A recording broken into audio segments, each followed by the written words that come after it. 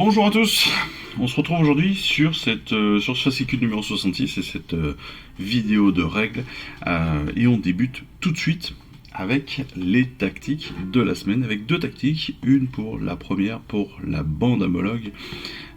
Tiré de son sommeil, un Mollog ne demande qu'à trouver un endroit pour dormir et en attendant, sa bande de potes Squig et lui adoreront aider votre armée en rossant l'ennemi. Et oui, pourquoi est-ce qu'on nous le décrit comme ça Parce qu'un de ses avantages, en effet, c'est que Mollog, il a des compagnons. Il a des compagnons Squig qui, en fait, lui permet d'avoir plusieurs aptitudes différentes supplémentaires pour combattre l'ennemi. Et chacun de ces Squig donc peut justement subir aussi une blessure pour lui, ce qui veut dire que non seulement il a des points de vie, mais en plus chacun de ses compagnons a aussi un point de vie à encaisser pour lui. Donc ça peut être intéressant parce que mine de rien, ça peut le rendre encore plus difficile à tuer. En plus de ça, ça lui permet aussi d'avoir des attaques de tir parce qu'il peut lancer son crapaud aboyeur par exemple, hein, qui tient dans la main. Et moi je l'imagine tout de suite en train de jeter comme ça le crapaud et de balancer un grand coup de batte avec son bâton. De mettre un grand coup de batte, un peu comme un baseballeur, pour l'envoyer sur l'ennemi et lui permettre d'avoir une attaque surpuissante ou en tout cas surprenante, ce qui augmentera donc évidemment la létalité de Mollog. Par contre, la problématique de Mollog, c'est que c'est une figurine unique. Et oui, ses compagnons ne sont que des compagnons, donc ils ne sont pas comptabilisés comme étant des figurines à part entière. Et donc, n'étant pas comptabilisés comme des figurines à part entière, forcément, plus compliqué pour Mollog de contester un objectif. Par contre, pour bloquer une unité adverse, ça peut être intéressant parce qu'il a quand même pas mal de points de vie. Il est plutôt puissant, ça reste un troll, donc il est quand même plutôt puissant au corps à corps. Donc c'est intéressant de ce point de vue-là. Et c'est ça un petit peu qu'on va rechercher avec Mollog.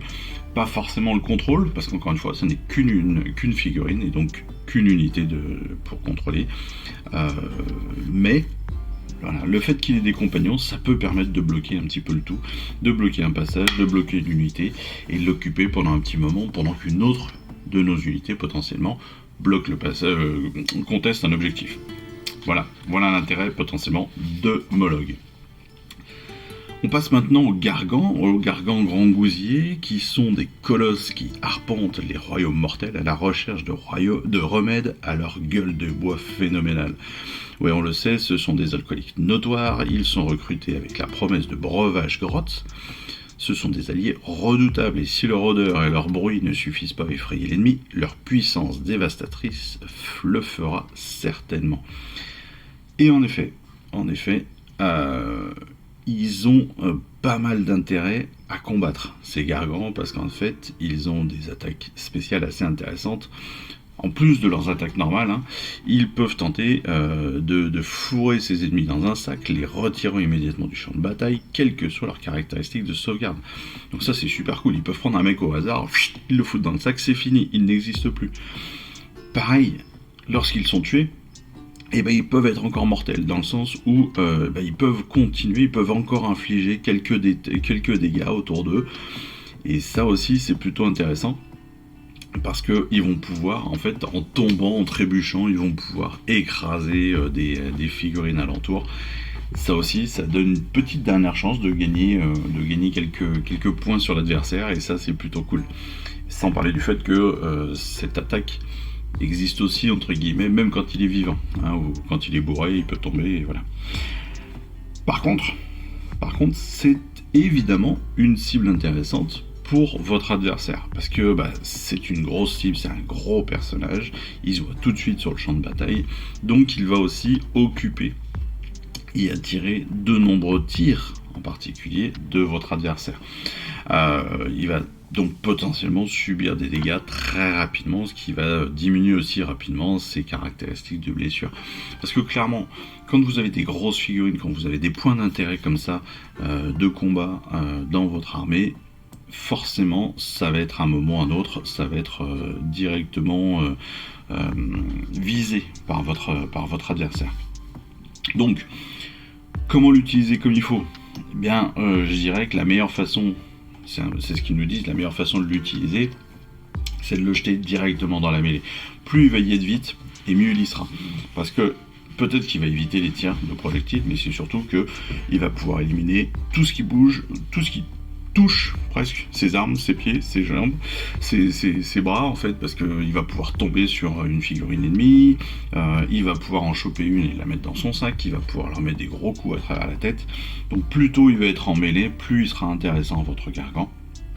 Donc il va falloir peut-être le mettre quand même assez près des unités ennemies pour que très rapidement il puisse être en combat et être intéressant. Donc la question suivante, ça va être, est-ce qu'il faut l'envoyer vers des troupes normales, entre guillemets, et donc plus faciles à tuer, ou face à des ennemis plutôt balèzes? Eux nous conseilleraient, et je pense que c'est une bonne solution, nous conseillent évidemment de l'envoyer plus vers des troupes normales, pour exploiter au mieux, justement, sa rage dévastatrice.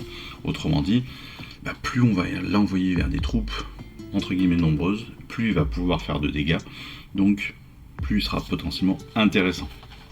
Et c'est vrai que pour moi c'est un bon conseil là-dessus, parce que justement plus il va pouvoir réduire des unités complètes, et moins on aura de possibilités de se faire contre-attaquer derrière, donc c'est plutôt intéressant en effet dans ce sens-là. On passe maintenant évidemment au plan de bataille numéro 6 de notre campagne Flammes et Fureurs, qui s'appelle donc Feu à volonté. Feu à volonté avec le contexte suivant, les affaires roulaient pour le boss de la destruction.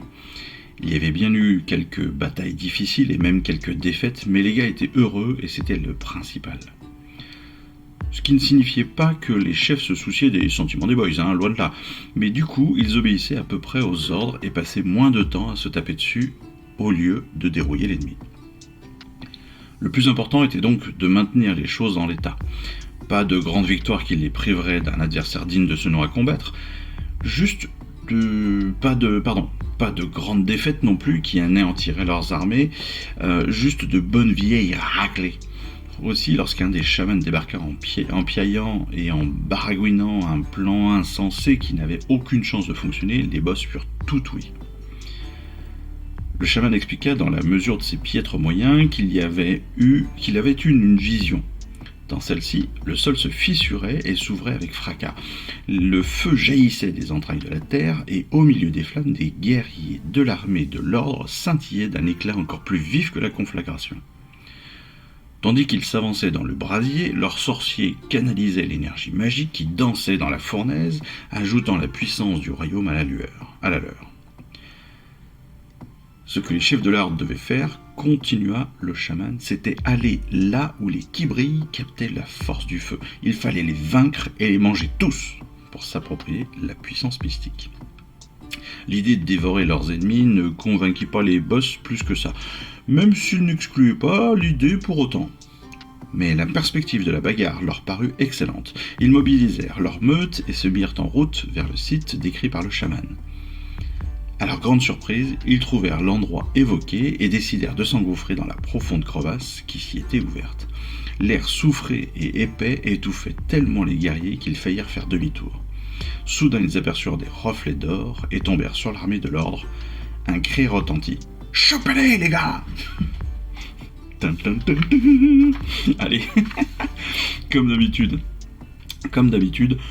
on a notre liste d'armées qu'on nous propose de choisir, avec 3 options de héros et 5 options de troupes, qu'on choisira évidemment dans l'ensemble de nos factions de l'ordre ou de la destruction. Pour ce plan de bataille, on va utiliser évidemment nos 4 tapis, qu'on va placer comme d'habitude en grand rectangle, comme cela, avec en déploiement les grands côtés qui seront utilisés pour l'ordre ou pour la destruction. Et puis 4 objectifs qui vont être placés sur le milieu, sur la ligne du milieu, sur les intersections comme cela de nos terrains. On en a maintenant l'habitude, on va pouvoir aussi placer 6 décors, 6 décors que l'on placera évidemment en alternance, toujours à 3 pouces, à minimum 3 pouces, d'un autre objectif, d'un autre décor ou d'un objectif. Déploiement premier tour, comme d'habitude, au jet de dés, celui qui gagne choisit qui commence. Et puis on va faire ça en 5 rounds, comme toujours, avec des points de victoire. Un point de victoire si on contrôle un objectif, un deuxième point si on en a 2 ou plus, et un troisième si on en a plus que notre adversaire. La règle spéciale, c'est vent de soufre. Au cœur de la crevasse, de grands nuages soufrés émergent du sol. Évidemment, cette crevasse, elle est représentée ici, au milieu de notre terrain. Et au début, en fait, cette règle spéciale va nous amener cette capacité, cette aptitude au début de chaque round de bataille. Toute unité à 6 pouces ou moins d'un objectif subit D3 blessures mortelles. Règle spéciale très intéressante, très intéressante dans cette partie. Pourquoi ? Eh bien parce que, rappelons-le, l'objectif de la bataille, c'est quand même de conquérir ces objectifs et de les contrôler. Donc, qui dit contrôler, dit se rapprocher des objectifs. Sauf que si à chaque fin de round, eh bien vous êtes à chaque début de round, vous êtes sur un objectif, vous prenez des blessures mortelles si vous êtes à 6 pouces ou moins. C'est presque antinomique, mais c'est ça qui est génial dans ce plan de bataille, c'est que vous allez devoir aller conquérir des objectifs, donc aller chercher des points de victoire, mais à côté de ça, si vous contrôlez des objectifs, vous allez prendre des blessures mortelles. Très marrant, très marrant à jouer, je pense. Donc évidemment, on continue sur la mobilisation générale avec Eve et Yann. Je rappelle, Eve qui joue l'ordre, Yann qui joue la destruction pour le studio Warhammer, pour tenter les différents plans de bataille qu'ils nous font jouer. Eve, elle fait ses choix ainsi. Elle va tenter donc de privilégier en fait la vitesse, en prenant le Seigneur Aquilor sur son greffe d'estrier comme premier héros, l'archi-revenant pour son aptitude de vol, et puis pour son dernier choix de héros, elle va prendre le chevalier judicateur. L'idée c'est d'avoir toujours des unités mobiles pour elle, donc elle va prendre son char foudroyeur comme premier choix de troupe. Ensuite, des Griff Dog, des Silver Revenants, ce qui lui permet aussi d'avoir gratuitement les Fiels Revenants. Et puis en deux derniers choix, elle va prendre les Vigilors, bien évidemment, et les Vindictors, qui vont lui permettre d'avoir des attaques, une armée d'attaque, mais aussi de contrôle, etc. Et je pense que ça pourrait être intéressant pour elle. De l'autre côté, Yann, lui, il va choisir la populace. La population, parce que il a besoin de contrôler les objectifs pour gagner les points. Et comme on sait que cette règle spéciale est assez particulière, parce que si vous contrôlez des points, vous risquez de perdre des figurines, eh bien, il choisit vraiment d'avoir une population maximale sur son armée. Donc, il choisit déjà le chaman vasomancien, le Louvboss Squig sur le Squig des cavernes géants, et puis son chaman fangoïde comme 3 héros. Et puis pour son armée en elle-même, pour ses 5 choix de troupes, il va prendre les archers Lune-Clan, auxquels il va pouvoir rajouter gratuitement les fanatiques rabouilleurs. Il va pouvoir prendre aussi les éventreurs, les Hobgrots. En prenant les égorgeurs Hobgrots, eh bien, il va pouvoir acquérir une deuxième unité de Hobgrots gratuitement. Donc déjà, ça lui fait 4 unités pour le prix de 3. 5 unités pour le prix de 3, plutôt pas mal. Et puis derrière, il va finir avec les embrocheurs et l'empaleuse. Embrocheurs et empaleuse qui vont lui permettre en fait d'aller attaquer un petit peu plus à distance et donc de protéger aussi un petit peu ces unités qui sont pas les plus résistantes, hein. Rappelons-le, les archers ou les Hobgrots, c'est quand même pas des grands foudres de guerre, en tout cas au niveau de la résistance. Et c'est pour ça que c'est intéressant. Et ça se passe très bien pour Yann, parce qu'en fait, très rapidement, il va pouvoir, du fait du nombre, aller contrôler des objectifs et même perdre des figurines avec la règle spéciale. Mais à côté de ça, pendant quelques tours, il va prendre un maximum de points. Et c'est ce qui va faire que, très clairement, on suppose que c'est lui qui va gagner, parce que en ayant pris un maximum de points au départ, eh bien, il va pouvoir éviter de perdre en se faisant retourner par Eve, parce que elle, ayant beaucoup moins de figurines, forcément plus compliqué d'aller chercher, d'aller contrôler les objectifs, tout en perdant au fur et à mesure. Donc forcément, un vrai intérêt pour lui. Donc là, c'est encore une fois 2 objectifs différents. L'une qui a choisi la vitesse pour aller très rapidement sur les objectifs, voire attaquer et revenir pour éviter de se faire trop défoncer. Et Yann qui lui à l'inverse a pris énormément de population pour venir sur les objectifs, en perdre à la fois en combat mais aussi grâce à la règle spéciale, mais malgré tout en continuant à contrôler les différents objectifs. Donc vraiment deux tactiques différentes, deux intérêts différents, et ça c'est plutôt cool comme d'habitude d'avoir ces deux visions là du jeu, et pour nous ces deux visions, deux remarques, deux intérêts aussi, et donc des réflexions différentes sur nos possibilités. Pas mal, non?